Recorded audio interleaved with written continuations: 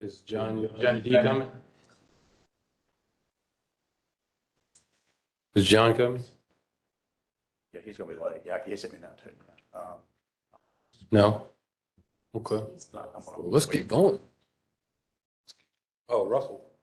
Is he not here? Will's gonna be late. John's not coming. I don't know, Russell, what's his, What's Russ that, dude? about?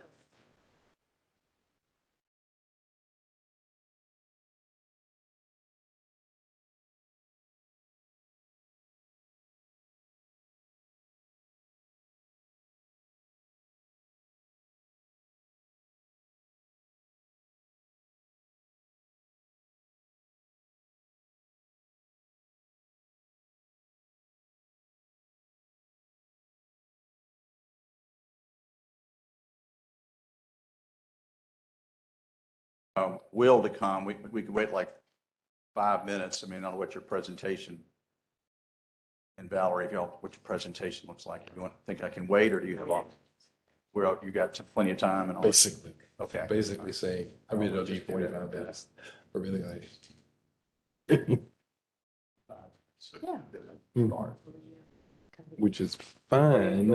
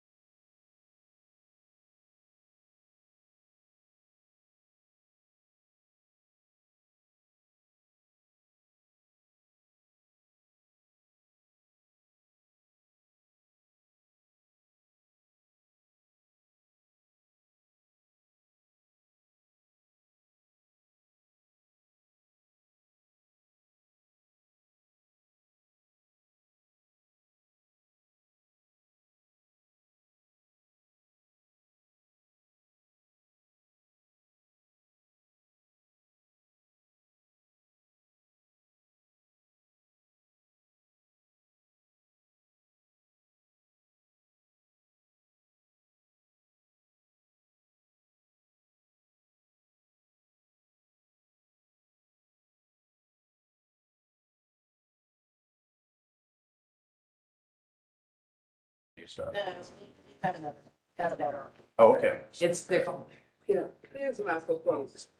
Close all the roads around the academy and repave them and then don't open them back.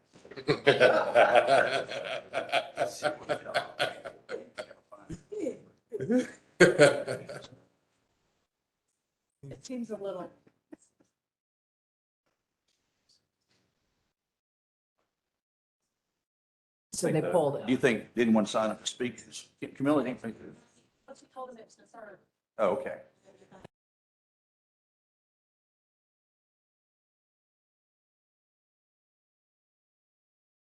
Friday, we'll go ahead and get started. Will should be here in at least 5 minutes, so thank you.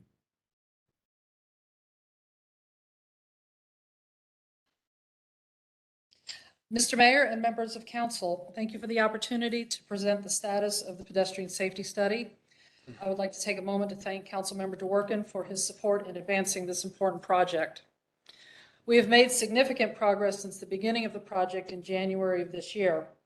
Through a series of stakeholder and public meetings, we have collected much input and feedback from our citizens. Using this information, we have narrowed down the original 46 corridors to 10, as well as 18 school zones. That will be the focus of projects designed to improve pedestrian safety. I would like to introduce David Beatty with Stantec, which is the consulting firm selected for this project. He will provide a synopsis of the project to date, describe the next steps, and answer any questions that you have. We expect the project to be completed and a final report delivered by the end of December. Thank you. Thank you. Okay, David? We've seen a lot of you this past year. I hope that's a good thing. It's good. I hope that's a good thing. I think it's good. Yeah. Good afternoon, Mr. Mayor and council members and staff. Thank you for the opportunity to be here. It's always a pleasure to get up and share and do what I enjoy doing and try to make things better. Good. So I'm going to chat just a little bit about the status of the Citywide Pedestrian Safety Action Plan, and we'll just jump right into it. So the project overview.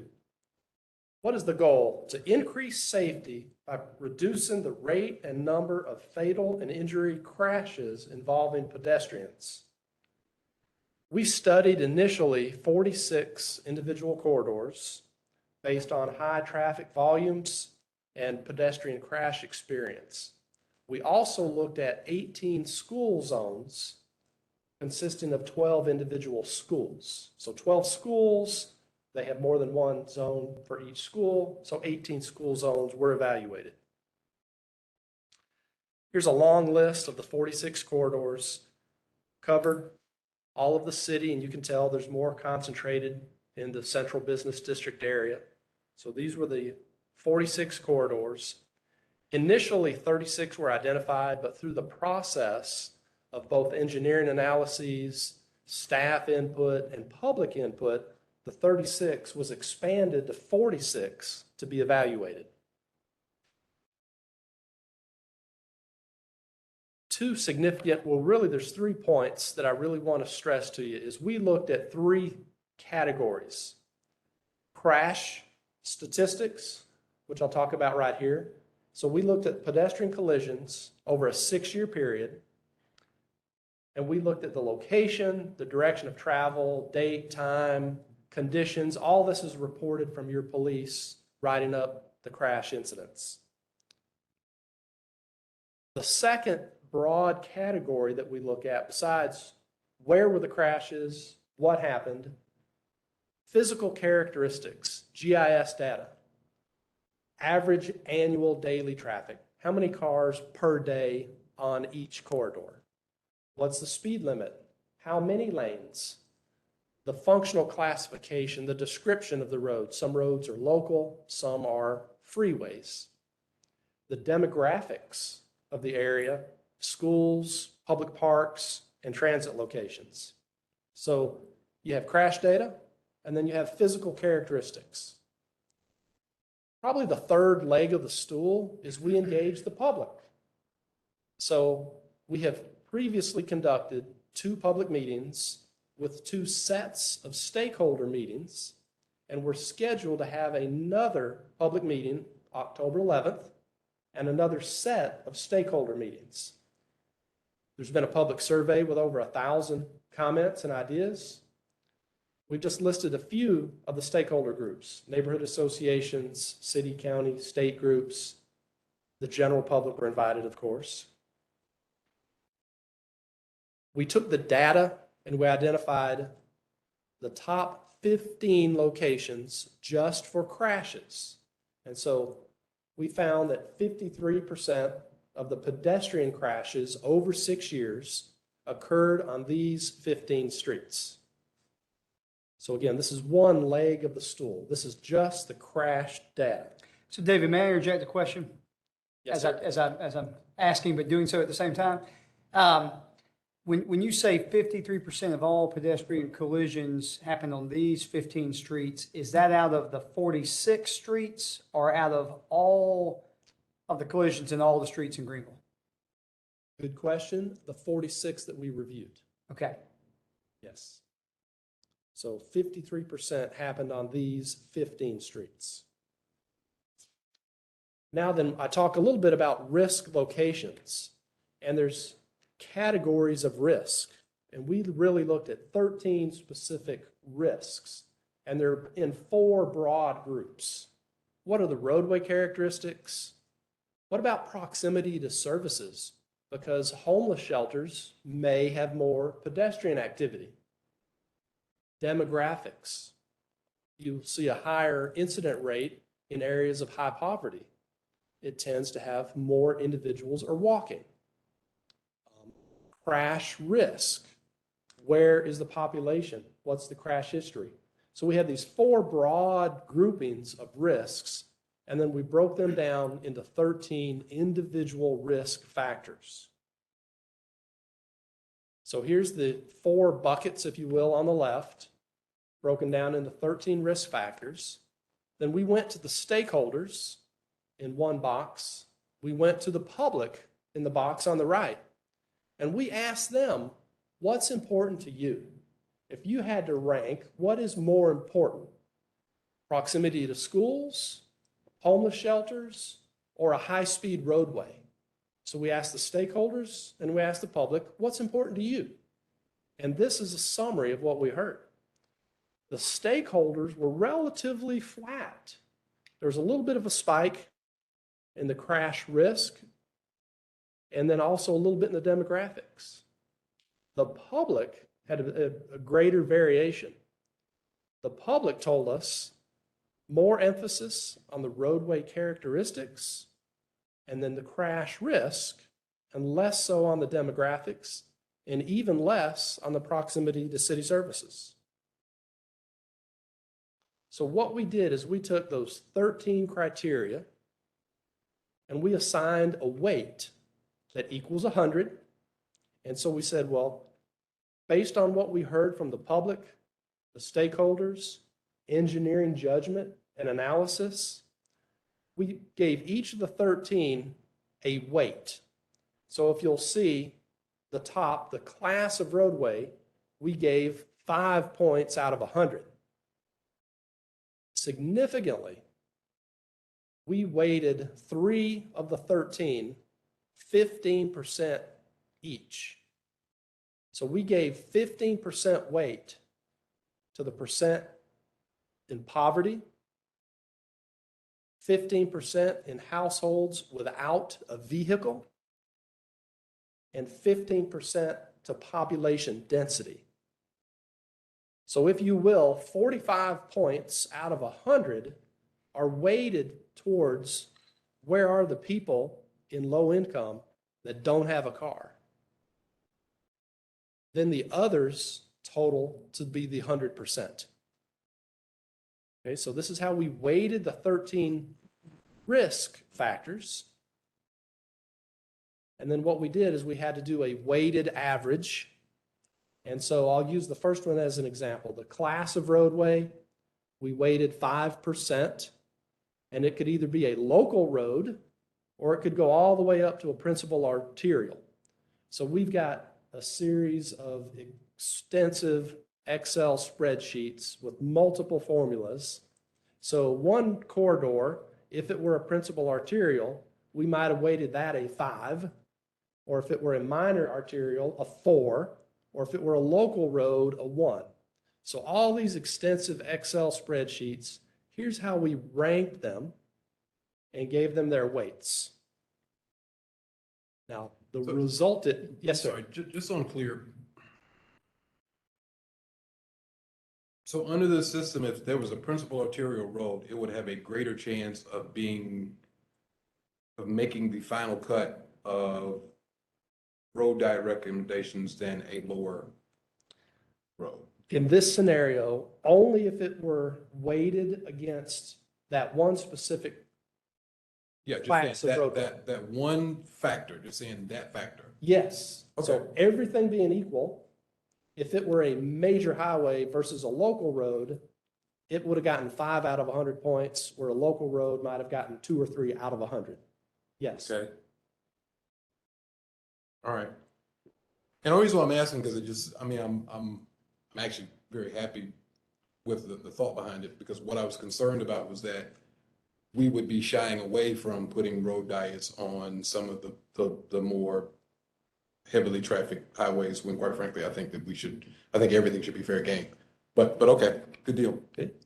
And I'll touch on where I think you may be going in just a moment.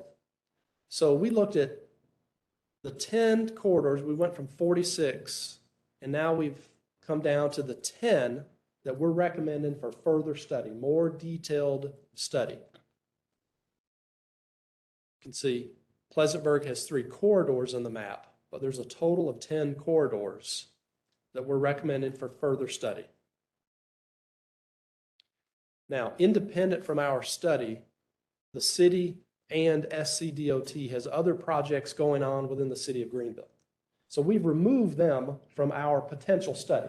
Someone else is doing them, we don't need to reinvent the wheel.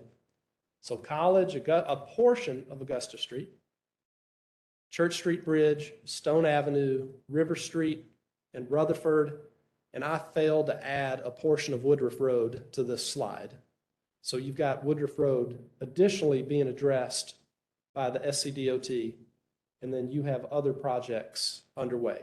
So we pulled those out of our potential recommendations. So when you say being addressed, if you go back to that one, how, excuse me, how they're addressing it is TBD at this point, That is, but it's under their purview. yes, ma'am. So there's 3. I failed to include Woodruff.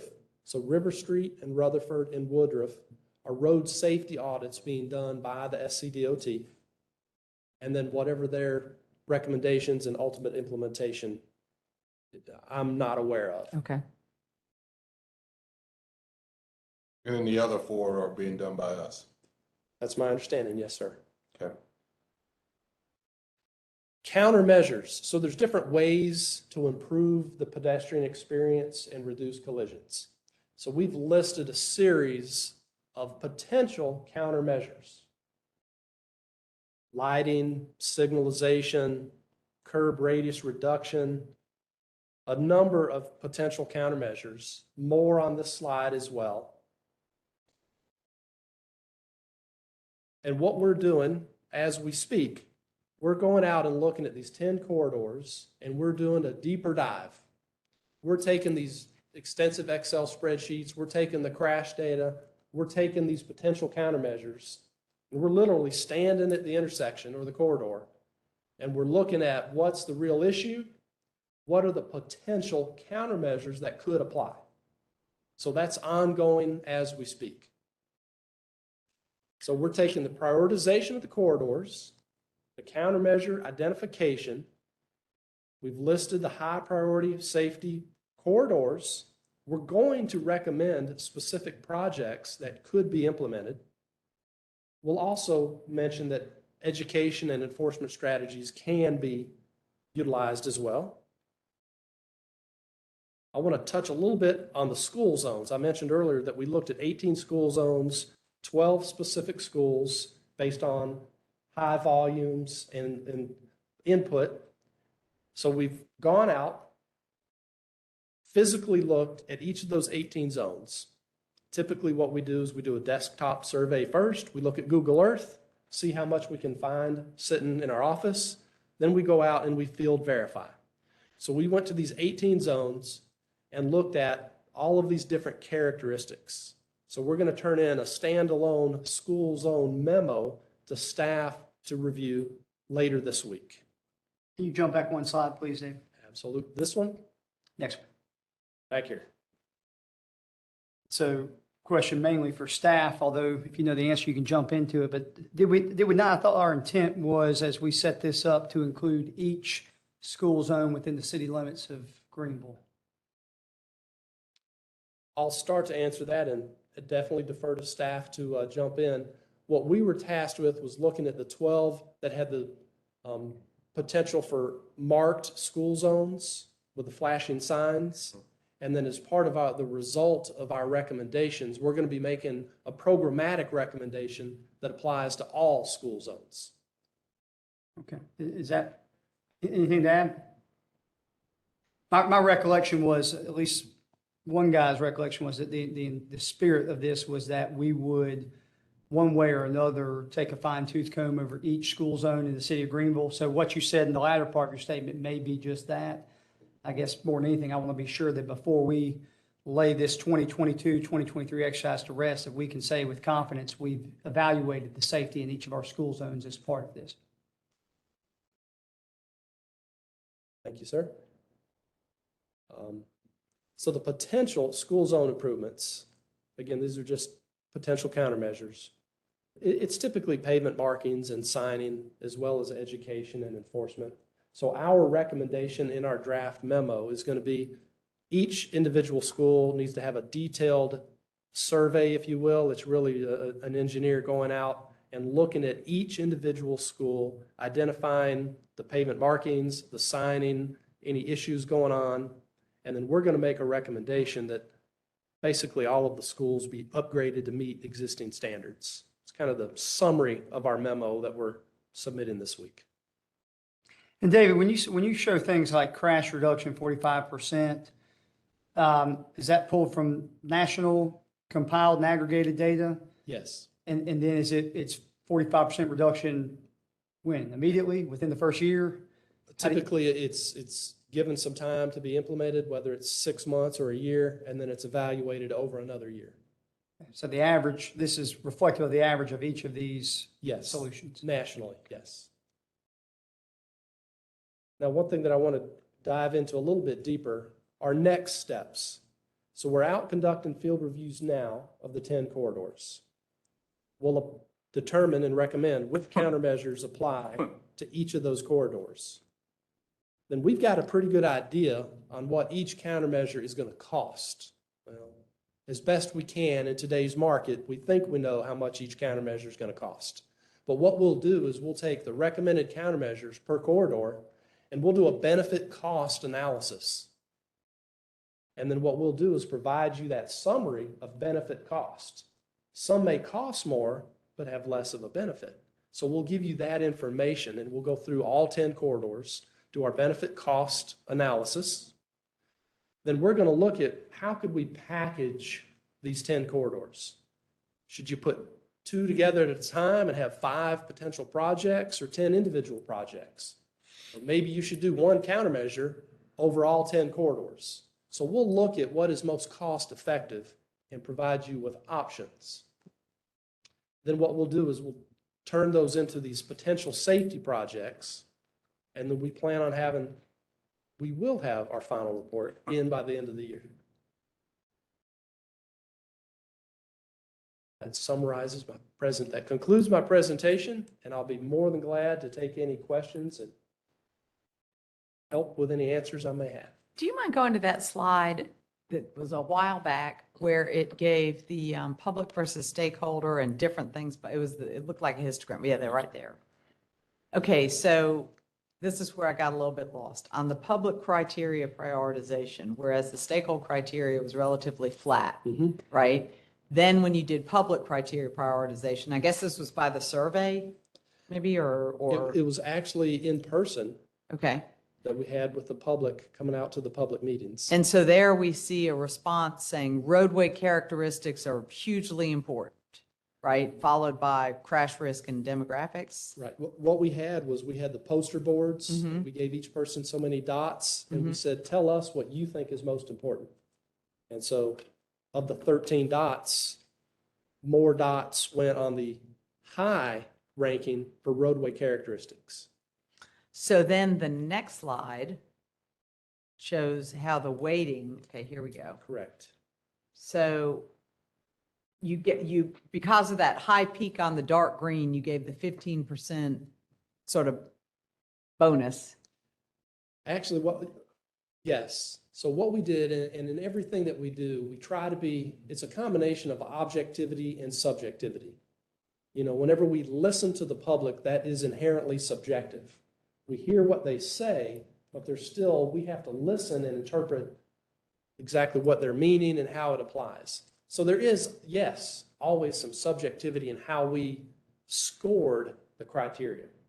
And so you can always question how we scored, whether we gave 15 points or it should have been 12 and a half. Well, but what I'm looking at is if I look at that right-hand side, demographics and crash risk are given heavyweights at 32.5 and 30 respectively.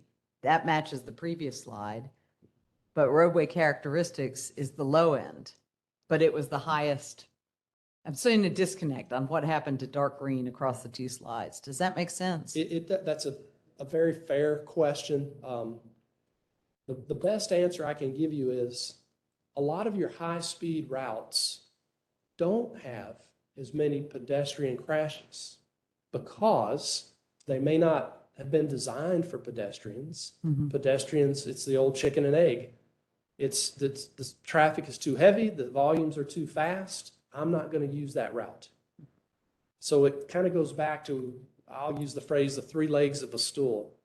The statistics for the crashes, the public input, and then the risk factors.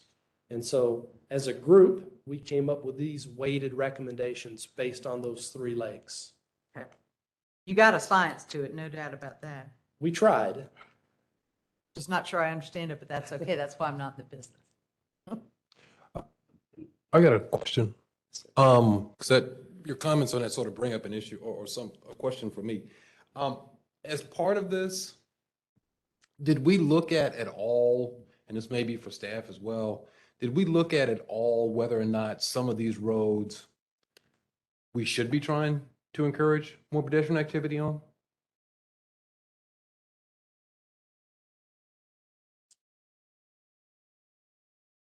Not to my recollection, no. We did not identify routes to encourage. Now, I want to give you a complete answer, so I'm not trying to hesitate. I'm trying to Absolutely. be clear. So we looked at the crash data, we listened to the public, and we looked at the risk factors. So no, we did not look at identifying routes where we would recommend pedestrian traffic start going. No, we did not. Okay. Is that something that maybe we should be looking at as to whether or not we want to encourage more pedestrian traffic on some of these roads? And if so, how do we do that? And that's really more of a question for council, but I'm not looking for an answer now, but just something that we can also sort of thinking about.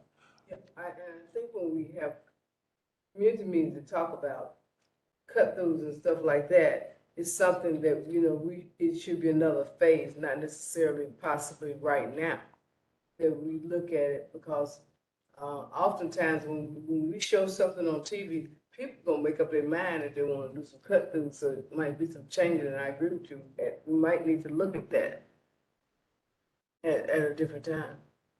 And is there a particular spot you're thinking of? Like Lawrence Road, or I mean, is there a particular road you're thinking of? Voice from above. I know that, the VOG. That was for you. He asked you. I'm sorry, I gotta He understand. said, is there a Remember that, particular? would you? Remember that.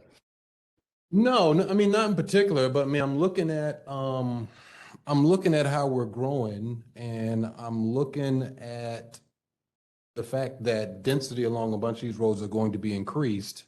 And if we are thinking about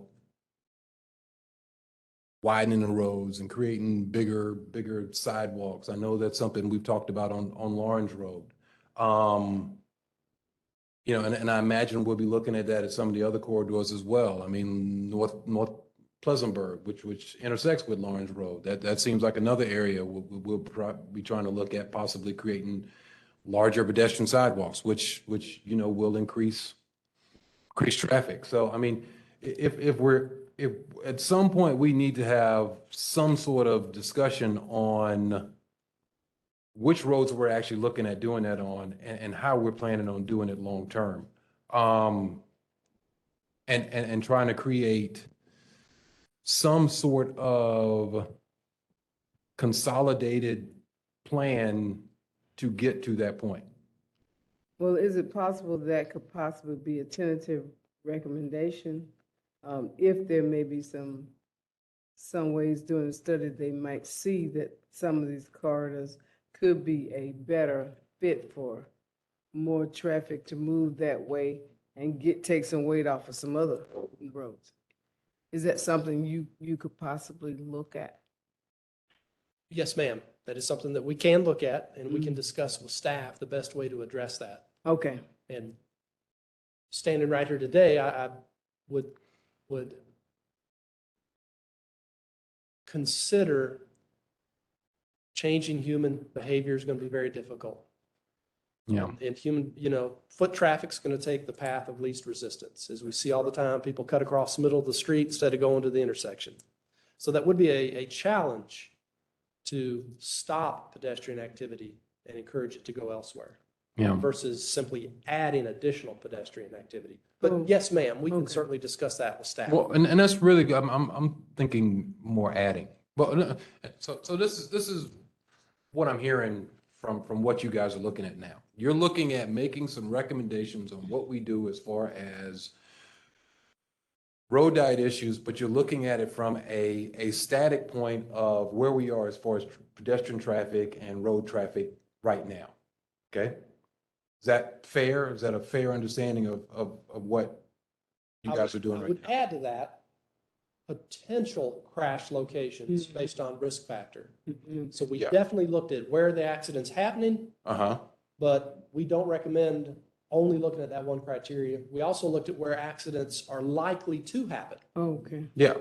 Okay. And that's based on what we have as far as foot traffic and road traffic right now. Okay. And your existing infrastructure, yes. Yes, an existing infrastructure. But if we are going to get to a point where we're going to add, say we add big sidewalks to Lawrence Road and add pedestrian traffic to it, then that's going to change the criteria that you're looking at, right? Yes, sir. And if, once that happens, that will also change what your recommendations may be. That is correct. Okay, and that's all I'm saying is that we're looking at this and we're going to get great recommendations as far as where we are right now. But we need to really start thinking about where we want to be in the future and how we get to that point. And like I say, that's not a question I'm asking that I think we need to be trying to answer today. I'm just saying, let's just keep it in the back of our heads as far as, something that we need to start looking at. That's all I'm saying. Dave, I've got two other quick questions before you go. And since you're in this territory for slide presentation, I think, can you go back 2 or 3, 4 slides? You ranked the 15 streets with 53% of collisions. I think it precedes this. I'm sorry, I can't get the clicker to move for me. That's a good list. We did need to keep that in front of us, I think. Which way would you like to go? Sue? I thought it was backwards. I think it was one of your first Okay. 7, 8 slides. There you go. This one Yeah, right. that's it. Let's see. So these were the 15 that had 53% of the crashes. Out of the 46. Okay, I mean, the gist of my question was, what was the weighted distribution of collisions on these 15 streets that gets you up to 53%? I think that's what you have here on the side, right? Well, this is just a static number. There was about, over the 6 years, there was just under 300 total pedestrian collisions over 6 years on the 46 routes. So about 53% of the 300 is around 150. So 150 of those collisions happened on these 15 routes. In that ranked order. Yes. So the highest. Isn't that math correct? Does that mean that there were 18 on Augusta Street? Say again, Russell. What's the raw number? Augusta Street, does that mean it's about 18? Yes, sir. 6% of 150 is about 18. Yes, sir. Over those 6 years. Yeah.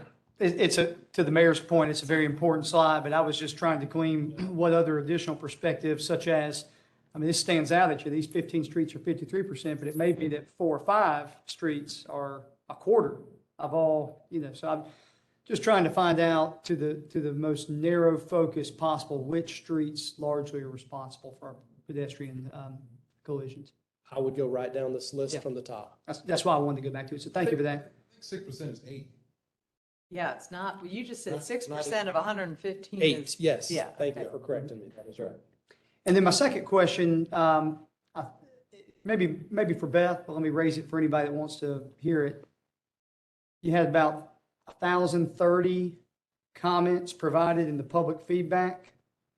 And I think that's a lot. I mean, it's 1,000, so, anytime you're getting 1,000 bits of information, but generally when we seek feedback, right, 1,000 is a lot. Do you have that raw underlying public comment, or has that been passed along to City of Greenville Public Information? City of Greenville has that as well as we have that, both entities. So just a thought before I lose it, and maybe it's already been done, but I'd love to see, what do you call it, a word cloud, where you take a lot and say, what are the people really saying and thinking in mass? I think that'd be very helpful, just to see what real themes rose to the top out of 1,000 points of input. We can work collaboratively with staff to do that.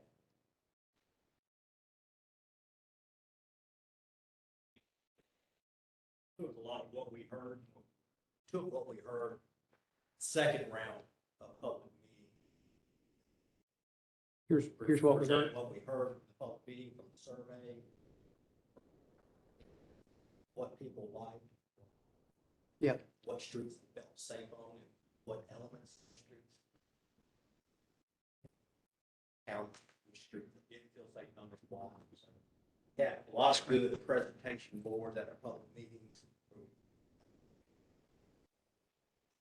Yeah, thanks, Clint. I mean, I don't want to make a redundant exercise. I think I recall you doing that, so kudos, but sometimes in my experience, that way of presenting it really makes it pop and stand out. But food for thought, an idea.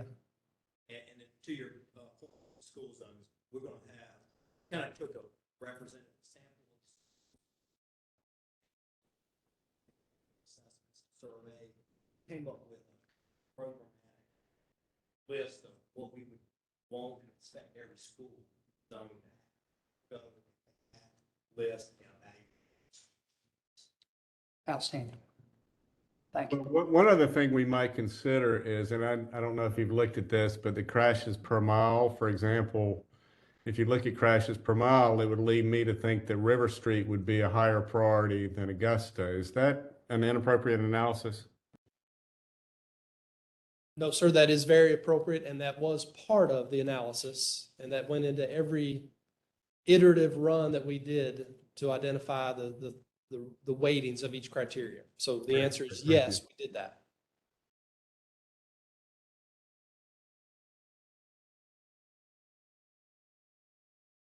You're doing important. Councilman DeWorkin's not here, but if he were here, he'd be saying, where's Stone Avenue on that list?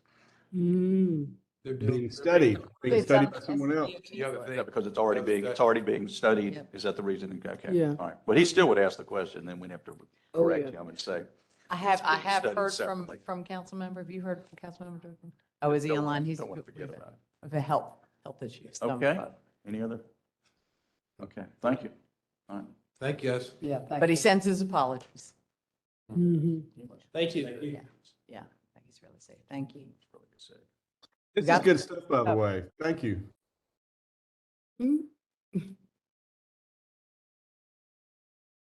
All righty. We have a Executive session. executive session. Thank you. Mayor and council, you have two items to discuss in executive session. One's regarding the acquisition or disposition of city property for a Uni Park maintenance facility under 30-4-70A2, and then another under subsection A1 to discuss appointments to the city's boards and commissions. Okay, the motion, please. Motion to enter executive Say session. aye. Aye. Ayes have it.